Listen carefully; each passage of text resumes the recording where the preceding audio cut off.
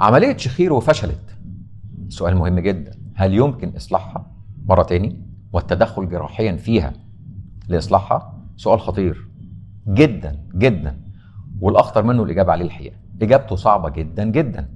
ليه؟ لأن كل اللي متابعيننا على اليوتيوب والبيج عندي، الصفحة عندي، عارفين كويس قوي إن الشخير ليه عمليات كتير، مش عملية واحدة، وفي مراحل كتير للعملية، ليفلز كتير في الأنف والحلق والحنجرة وبره الحنجرة، حاجات كتير. إلى جانب كده كله العملية ليها تكنيك وليها مهارة وليها خبرات واسعة جدا، عشان كده فشل عملية الشخير بيكون صعب التدخل فيه وإصلاحه مرة أخرى. ولا أخفيكم سر حقيقة إن 50% من حالات عمليات الشخير اللي بتفشل بيبقى صعب التدخل فيها مرة تاني. ليه بقى؟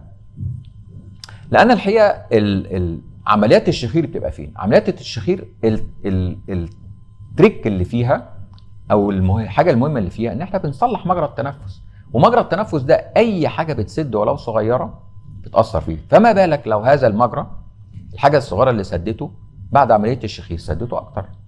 فمثلا عمليات الأنف بنصلح مشاكلها إيه؟ مشاكلها بيحصل التصاقات في الأنف، بيحصل ثقب في الحاجز الأنفي، الاتنين بيؤدوا إلى مشاكل كبيرة جدا، من ضمنها إن الالتصاقات دي بتقفل الأنف. عشان كده أنا في مركزنا مفيش عيان بيعمل عمليات أنف إلا لما يفضل يتابع معايا لمدة شهر بعد العملية، لازم، عشان نطمئن ونطمن ونتأكد إن مفيش التصاقات حصلت مهما كانت نجاح العملية 100%.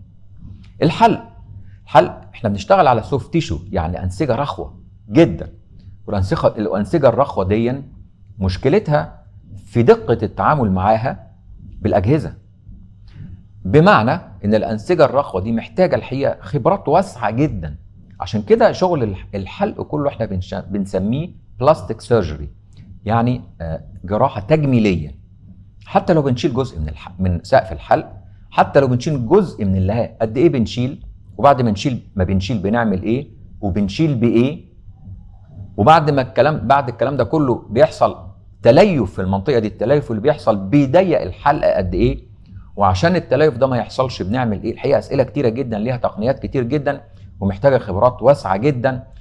واي تدخل تاني، المشكلة بقى لو حصل لا قدر الله ان المشكلة فشلت وحد جاي لي بمشكلة في ان عمل عملية قبل كده وفشلت وحصل ضيق في التنفس، فاي تدخل تاني بيبقى صعب، لان اي تدخل على فايبرس تيشو او تليفات بيبقى صعب جدا.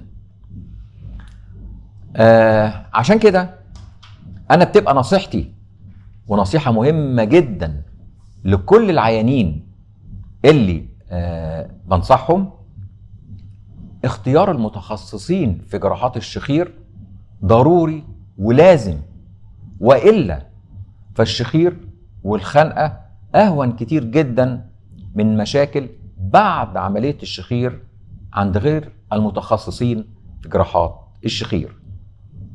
تمنياتي ليكم ولكل الناس اللي بتشتكي من الشخير بالشفاء، وانهم ان شاء الله يجدوا حل، وحل يكون نهائي بدون اي مضاعفات.